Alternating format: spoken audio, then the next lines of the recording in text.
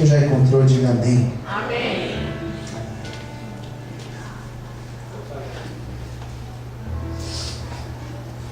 Versículo de número 11. Olha como está escrito esse versículo. Far-me-ás ver a vereda da vida, na tua presença há abundância de alegrias, a tua mão direita há delícias perpetuamente. Amém. Vamos orar. Soberano Deus, eterno Pai, hoje, dia 30 de maio, Senhor, de 2015, esse daqui, Senhor, é o nosso terceiro encontro de casais do ano. Eu quero te agradecer, Senhor, pelos primeiros encontros deste ano. E eu quero te pedir, Senhor, nesse momento, encarecidamente, venha usar a minha vida, Senhor. Acabamos de ler um versículo apenas do Salmo 16, apenas o versículo 11. E a minha oração, Senhor, nesta noite, é para que o Senhor possa falar com cada casal aqui, aqueles que não estão com as suas esposas ou esposos, mas vieram aqui dizer uma palavra para o seu casamento. Venha, Senhor, falar de uma forma clara, muito objetiva, Senhor. Que casamentos sejam abençoados, que casamentos sejam reavivados, ó Deus, nesta noite. E que esta palavra possa servir para tantos quantos vão ouvir depois, meu Deus. Em nome de Jesus. Amém. E graças a Deus, vamos aplaudir ao Senhor Jesus. Bastante alegria para o Senhor Jesus. Amém?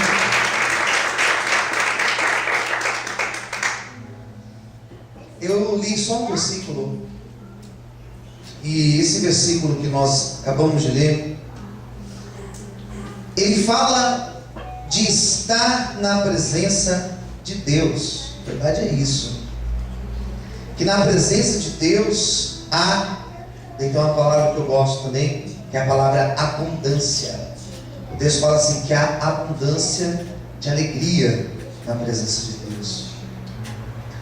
Bom, se na presença de Deus há abundância de alegria, existe uma alegria muito grande. Eu creio que Deus ele tem um casamento abençoado para nós também. Quem crê assim, diga amém. Amém. Se realmente há abundância de alegrias, como nós acabamos de ler, é fato nós pensarmos que Deus não quer ninguém feliz. Que Deus não escolheu pessoas para serem felizes e outras para elas serem infelizes. Não existe isso. Creio que Deus ele tem prazer que todos nós sejamos felizes. E por que esse versículo, numa noite como essa? Porque eu tenho encontrado muitos casais que não são felizes. Felicidade não é perfeição. Quem entendeu, diga amém. Amém. Felicidade, alegria, não é um casal perfeito que não tem diferenças. Não significa isso.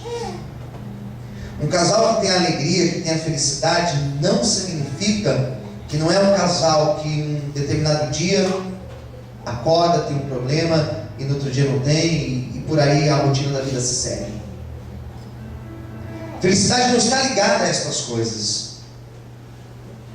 Felicidade não está ligada a bens materiais, porque tem pessoas que têm bens materiais e elas não são felizes. Ter ou a ausência desses bens materiais não significa felicidade, não significa ter alegria. E eu conheço muitas pessoas que têm de tudo. Conheço casais que têm de tudo, em todos os aspectos que vocês possam imaginar, financeiros, tem financeiro bem resolvido, tem bons empregos, tem uma casa própria, tem os seus carros, seus filhos estudam em boas escolas, seus filhos têm saúde, não tem problema, aparentemente, mas não são felizes. E o casamento é um dos motivos de não ser feliz. E você se pergunta, mas por que não tem felicidade? Então nós vamos pensar hoje em cima disso. Quem entendeu, diga amém. E a pregação vai girar em cima desse eixo. É uma pregação que tem apenas 3 tópicos. Hoje eu vou ser bem breve, mas eu gostaria que você prestasse bastante atenção. Primeira coisa que eu quero destacar para vocês: os passos para ter um casamento feliz são passos que na verdade nós podemos chamar para ter um casamento abençoado. Então, quando eu falar um casamento abençoado, estou falando um casamento feliz. Quem entendeu, diga amém. Então, quais são os passos? Vou falar sobre apenas 3. Primeira coisa que eu quero destacar nessa noite: para um casal conseguir viver bem, plenitude de felicidade, como foi o versículo que eu li para vocês no Salmo 16:11. Eu amo essa palavra plenitude também, pleno, né? Para ter essa felicidade plena num casamento, primeira coisa, precisa saber lidar com as diferenças. Não existe um casal que não tenha diferença. Legal, né? Hoje eu estava vindo para cá, né? Eu e minha esposa vindo para cá, e no carro teve um momento que nós falamos isso. Aquela correria para sair de casa, não sei como que é vocês, como vocês têm compromisso, né? Uma correria. E lá em casa, eu e minha esposa, nós somos parecidos. Em cima da hora sempre. Atrasado quase sempre. Hoje eu acordei, hoje é o dia que ela faz um curso, e ela tem que sair de casa. Que horas tem que sair de casa? Ela tem que sair às 8 de casa, né? E hoje fui dormir muito tarde por causa do evangelismo. Eu acordei com uma ligação. Quando esse telefone tocou e eu já falei com a pessoa, eu desliguei o telefone, já era mais de 8 até. E eu ouvi um barulho. Ela está em casa nessas horas? E a primeira coisa que ela me falou: estou atrasada. Muito bem atrasada. E vindo para cá, eu falei justamente isso para ela. Ainda bem que nós somos parecidos nisso, porque nós teríamos sérios problemas se nós não fôssemos parecidos nisso. Eu estou falando de um aspecto. Tem algum aspecto que você é parecido com sua esposa? Existe alguma coisa que você é parecido com ele ou com ela? Senão vocês não casariam. Quem concorda, diga amém. Amém. Mas tudo é igual? Tudo é parecido? Não. E você fala assim: pastor, felizmente ou infelizmente, as diferenças, elas não podem ser prejudiciais. Quando as diferenças elas começam a ser problemas para o casamento, daí é complicado. Quando a diferença me leva, por exemplo, a eu julgar a minha esposa e colocar sobre ela um jugo, uma cobrança desacerbada. O que é desacerbado? Uma cobrança exagerada. Eu vou ter problemas no casamento, porque ninguém suporta viver debaixo de uma cobrança constante. Quem concorda, diga amém. Ninguém aguenta isso. E o grande problema dessas diferenças é quando eu quero exigir da minha esposa, né? No teu caso, você exigir da tua esposa ou do teu esposo, você exigir dele uma mudança. Pastor, mas eu não posso. Sim, você pode até pedir a mudança, porque de repente é um problema, é uma dificuldade, é uma diferença, é um defeito, digamos assim, que traz sérios problemas para vocês. O nosso grande problema é como pedir essa mudança. Percebe que eu falei pedir? Quem me ouviu, diga amém. Amém. Pedir tem nada a ver com mandar. obrigar. Porque quando você obriga a outra pessoa, você está colocando um jugo sobre a outra pessoa. Daí vai ter problema também. Sabe qual é o grande problema que eu percebo nos casais? Às vezes o casal vem falar comigo e eu não gosto de ficar dando certos palpites, né, numa discussão de casal, mas eu, como sou pastor, como fui chamado para tentar ajudá-los, acaba que você tem que entrar. E o grande problema que eu percebo às vezes é que quando um fala do problema do outro, eu até concordo. Isso daí realmente é uma coisa séria. Realmente isso daí é um defeito que a pessoa ela deve mudar. Eu até concordo. Mas o problema às vezes é que a outra pessoa ela pede de uma forma. Às vezes ela nem pede, às vezes ela manda de uma forma, às vezes ela fala de uma forma, no momento errado, de uma forma errada, que ao invés de trazer a mudança, vai trazer mais problemas. Vou dar um exemplo para vocês. Imagine se o teu esposo ou a tua esposa expor você na frente das outras pessoas. Muito deselegante, muito chato, muito constrangedor. Quem concorda, diga amém. Está numa reunião de família, está numa reunião de amigos, está, sei lá, na frente de outras pessoas. Mas você tem que mudar. Mas você tem esse jeito. Mas você em casa. Mas você faz isso. Outra pessoa vai lá e fica cheio de vergonha, fica vermelho, fica constrangido, perde até a graça. Às vezes eu percebo isso, que a pessoa chega ali e quer expor a outra. Isso é muito complicado. Isso, expor a outra pessoa, não traz mudança. Quem entendeu, diga amém. Falar de forma agressiva não traz mudança. Eu até concordo que algumas coisas devem mudar. Até concordo. Que deve-se existir um diálogo, uma conversa, um acordo para que essas mudanças, elas possam acontecer. Mas essas cobranças, elas não podem ser com peso de julgamento, com peso de ameaça. Tem pessoas que ficam ameaçando a outra, porque se não mudar, eu vou embora, porque se não mudar, eu vou fazer não sei o quê. Não é assim. Quer ver uma outra coisa horrível? Quando existe uma chantagem emocional, ou outros tipos, né?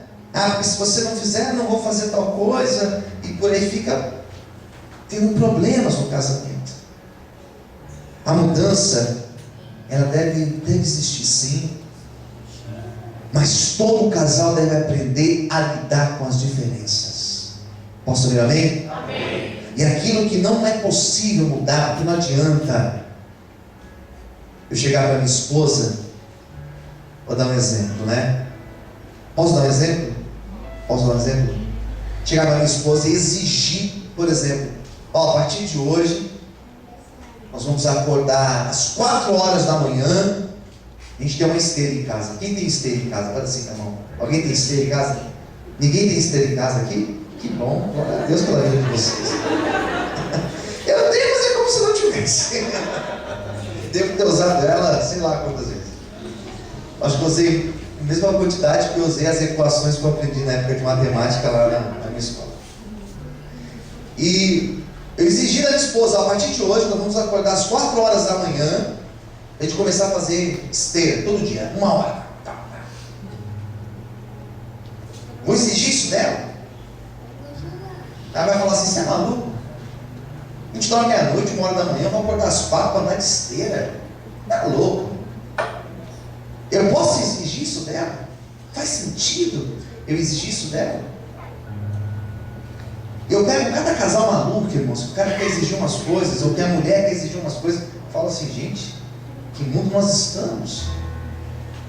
Por isso que às vezes é até importante sentar com alguém responsável para se aconselhar. Não é conversar com um amigo qualquer, ou qualquer outra pessoa, alguém de Deus, de repente até um terapeuta, sei lá.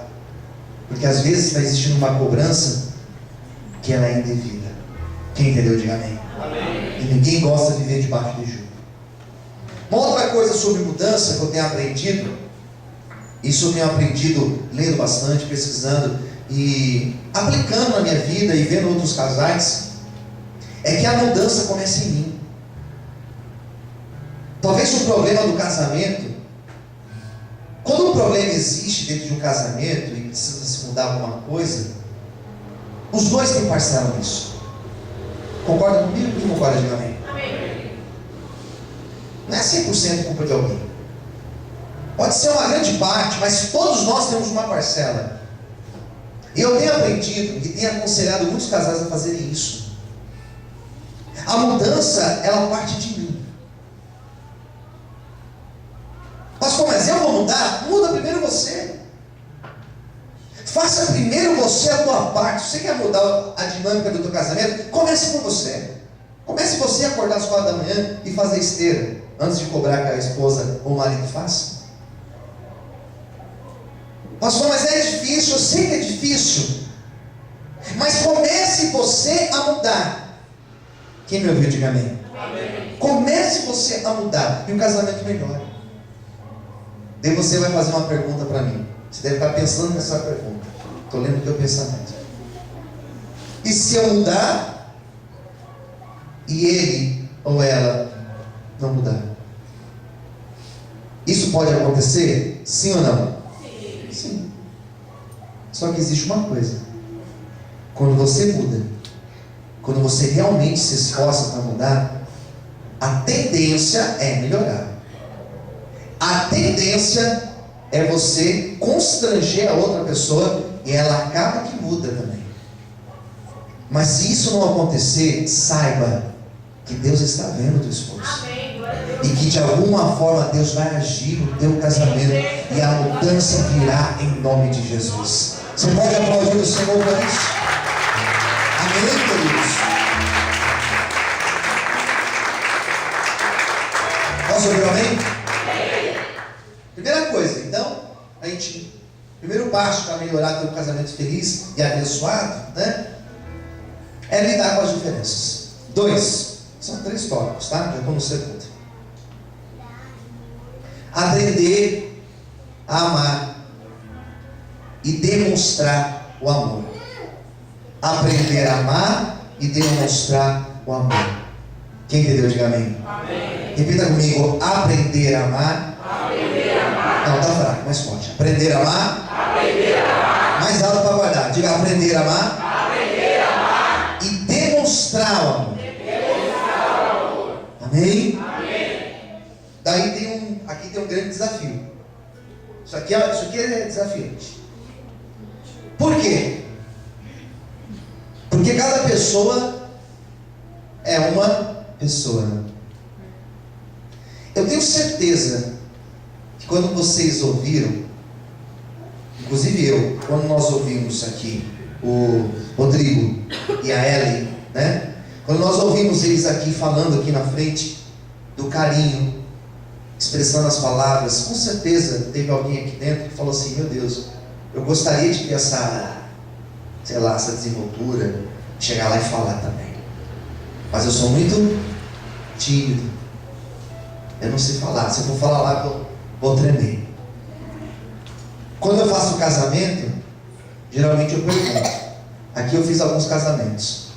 E geralmente eu pergunto: vocês querem que eu faça o juramento? Como assim? Você quer que eu fale? Você promete perante Deus, perante essas testemunhas, seus familiares, amar, respeitar, proteger, todos os dias da tua vida, até o dia do Senhor? O que responde? Sim.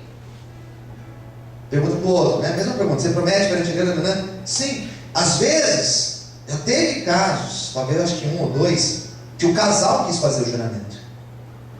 Pastor, nessa hora eu vou falar. E pegou o microfone e falou: ó, eu quero não sei o que, prometo, eu acho legal. Mas geralmente não, pastor fala, pastor fala, pastor resolve, só me dá para falar o sim. Tá bom. Mas é bacana você ver a pessoa falar. É uma verdade. Quem concorda, diga amém. Amém. É maravilhoso. No meu casamento, A minha esposa fez uma declaração para mim que arrebentou. Quem fez primeiro? Foi eu, né? Acho que eu fiz primeiro. Eu fiz primeiro. A minha foi aquelas do coração, lógico, do coração. Os caras estão comigo aqui até hoje. Foi do coração, foi apaixonante, foi lindo. Eu chorei, lógico. Por dentro eu estava chorando, né? Mas quando ela fez a dela, meu Deus do céu, arrebentou. Mas cada um tem o seu jeito de demonstrar o amor. Quem entendeu, diga amém. Amém. Cada um tem um jeito de demonstrar e cada um tem um jeito de receber. Repita comigo: demonstrar e receber. Primeiro tópico que eu falei da minha pregação, eu deixei claro que todos nós temos as nossas o quê? As nossas? Olha para quem chegar ao outro lado e fala assim: nós somos diferentes. Glória a Deus por isso. Glória a Deus. Então a minha forma de demonstrar o meu amor, que eu amo a minha esposa, é diferente da forma dela. E a forma que ela recebe amor é diferente da forma que eu quero receber amor. Quem entendeu o desafio, diga amém. Amém. Qual é o nosso grande problema? O grande problema dos casais. Que eu quero demonstrar de um jeito, quando ela quer ver de outro jeito. Eu quero que ela faça de uma forma, e ela quer fazer de outra forma. Começa a ter o quê? Os conflitos. O desafio é você descobrir qual é a maneira que a outra pessoa quer que você demonstre amor, e a outra pessoa descobrir como você também quer receber o amor. Quem entendeu, diga amém. Amém. Eu vou dar 5 dicas para vocês. Não são minhas, tá? Sou humilde de reconhecer. É de um livro de um autor chamado Gary Chapman, que eu uso muito, leio muito ele. Tenho vários livros dele. E, inclusive, a maioria das minhas pregações de casais eu me baseio em aquilo que eu leio nas suas obras. Ele apresenta uma teoria que existe pelo menos 5 formas, chamadas 5 linguagens do amor. Quantas linguagens eu disse? 5. Quais são as 5 linguagens? Ele vai destacar 5 delas. Não existe uma ordem, tá? Mas ele vai falar que existe a maneira de você demonstrar amor dando presentes. Eu demonstro que eu amo quando eu dou presente para alguém. Ou a pessoa gosta de receber presentes, ela se sente amada quando eu vou lá e dou um presentinho para ela. Não tem preço. Pode ser um presente caro, como pode ser um presentinho simples. É uma forma. Quem entendeu, diga amém. E conforme eu for falando, vai tentando pensar qual que é a tua forma e qual que é a forma da outra pessoa, tá? Existe uma segunda maneira que ele vai falar na sua obra, que é uma maneira chamada palavras de afirmação. Tem casal que é movido por aquilo que ouve. Geralmente mulheres precisam ouvir muito, geralmente, não são todas, palavras de afirmação. São pessoas que gostam de falar: você é lindo, você é isso, você é aquilo, olha, você é especial, você é importante. Gente que gosta de demonstrar o quanto ama com palavras. São pessoas que vão lá no Facebook e colocam declarações: olha, você é não sei o que, você é não sei o que lá, você é minha florzinha, você é meu não sei o que. E a gente descobre cada coisa. Oh, meu Deus, olha lá que ele está falando. Coisa linda, né? Então tem pessoas que gostam de falar, para realmente mostrar que ama. E outros gostam de ouvir palavras de afirmação, palavras positivas, né? Contrário disso são palavras de crítica. Quem tem essa palavra de afirmação como uma linguagem de amor, se você critica, você acaba com a pessoa. Por isso que a gente tem que tomar muito cuidado. Mas a terceira forma, tem casais que se sentem muito amados quando um ajuda o outro. Você quer ver uma pessoa que é assim? Aquela pessoa que sempre briga com o esposo ou com a esposa, dizendo: você nunca me ajuda, você nunca me ajuda, você nunca me ajuda. Então isso é uma forma de eu demonstrar amor. Eu vou demonstrar que eu amo a minha esposa, vou lavar a louça hoje. Hoje eu deixo que a louça eu lavo. Ou então aqueles irmãos que sabem cozinhar, parabéns para vocês, eu morro de inveja de vocês. Eu gostaria de saber cozinhar, né? Eu vejo lá o Edu Guedes, aqueles caras cozinhando, aquelas panelas, eu falo: meu Deus, Se eu for tentar fazer isso, vou acabar com alguns. Mas tem gente que se sente amado quando o outro ajuda. Quem entendeu? Diga amém. Então, se você percebe que a tua esposa ou teu esposo quer ser ajudado, ajude. Ajude. É uma forma que ele gosta de receber amor. Tá certo? E tem gente que gosta de demonstrar amor dessa forma. Em quarto lugar, isso aqui é muito importante. Quem está me ouvindo, diga amém. Amém. Abre bem ouvido aí. Quarto lugar, e é uma reclamação que eu ouço muito: tempo com qualidade. Tem pessoas que se sentem amadas. Desliga aí, por favor, gente, para me atrapalhar a mensagem. Tem pessoas que se sentem amadas quando a outra pessoa propicia tempo para ela. E tem muitos casais que brigam por causa disso. Você nunca tem tempo para mim.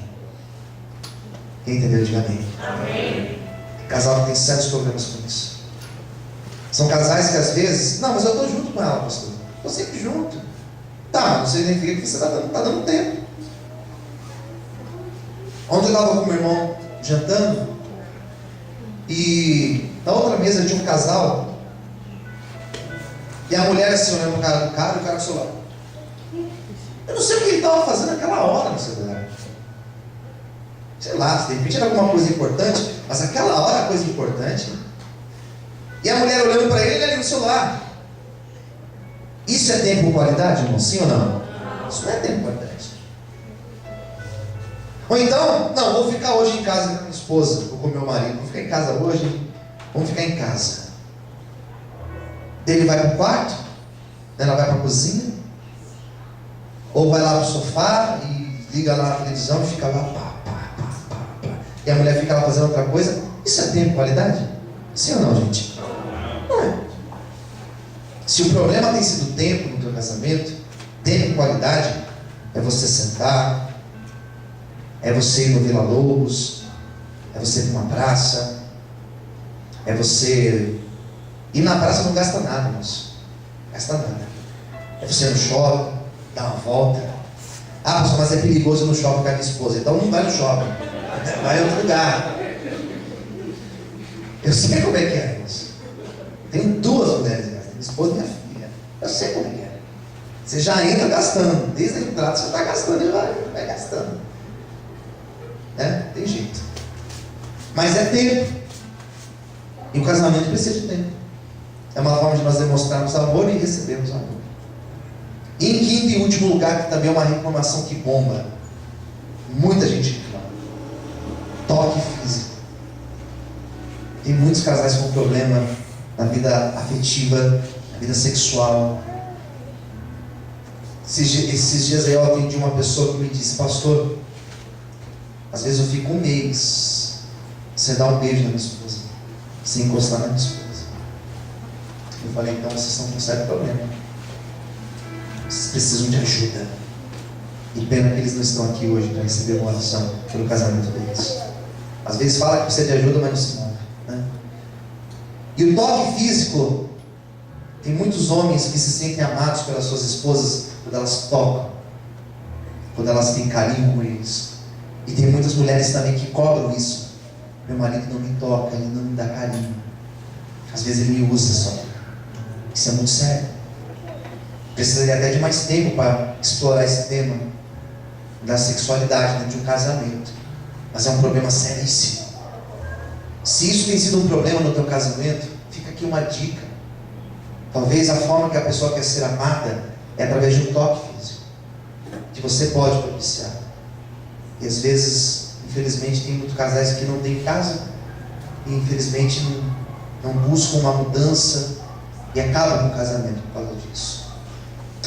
Então, essas 5 linguagens, palavras de afirmação, dar presentes, ajuda, tempo, qualidade, toque físico, isso é importante para o casamento. Você ama desta forma e você demonstra. Qual é o desafio? Eu descobri a linguagem da minha esposa. Será que você sabe a linguagem da tua esposa ou do teu esposo? Será que você sabe qual é a tua forma que você gosta de ser amado? Nós temos sempre uma forma primeira E a forma secundária, nós gostamos de uma forma e também a segunda forma. Eu já preciso encerrar a pregação. Então são duas coisas. De repente, vale a pena você conversar hoje, depois do culto. Converse com a esposa, com o esposo. Tente melhorar o casamento. Amém, queridos? Quem entendeu, diga amém. Amém. Vou encerrar a pregação agora. Terceiro passo. E último. Primeiro é lidar com as diferenças. Segundo, é aprender a demonstrar o amor, né? Amar e aprender a demonstrar esse amor. E em terceiro lugar, e aqui eu finalizo, sem dúvida, a importância de ter uma vida com Deus. Posso ouvir amém? Amém. Porque o versículo que eu li para vocês, vamos ler o versículo? Para a gente guardar aqui. Tu me farás conhecer a vereda da vida.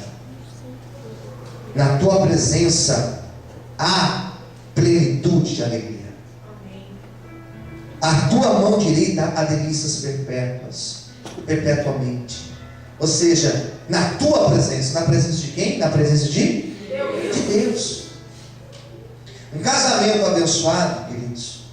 Se nós estamos falando de passos para um casamento abençoado, os passos para um casamento abençoado é um relacionamento com Deus também.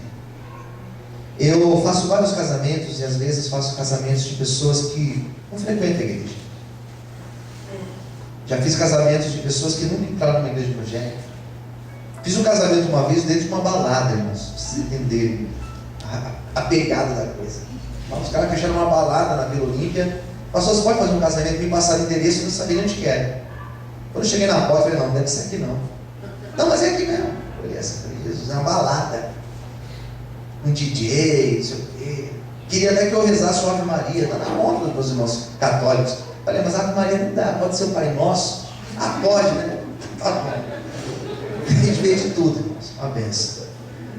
Mas, até num momento desse, num casamento como esse, né, eu falo dessa importância. Vida com Deus.